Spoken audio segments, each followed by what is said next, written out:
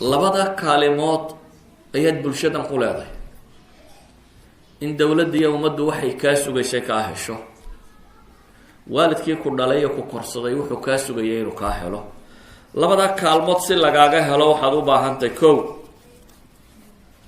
ugu horeyn inaad caqiidadaada dhisto iyo diinkaaga. maxaan caqiida iyo diin ugu horreysiiyey? caqiidada iyo diintu waxay yihiin qofka waxa ka ilaaliya afkaarta haddaamka ah. dunidan sharka iyo khayrku way baratamayaan, sharka iyo khayrku loolan bay ku jiraan. waddankan aad joogtaan bulsho wax duminaysaa waa joogtaa oo rabta inay safkeeda kugu darto, oo drug dealers leh, oo tuug leh, oo dad aan mustaqbalka oo tuuga leh, oo aan mustaqbalka waddanka ka fikerayn waa joogaan. cagsigeeda waxaa jooga bulsho iskuulla kuu samaysay, oo jaamacad samaysay, oo goobo laga shaqeeyo samaysay, oo waxa ka samaysay, oo rabta inaad horu marto.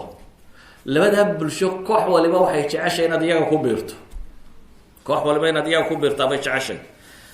maxaa kooxda wanaagsan kuu dari kara qofka muslimka ah?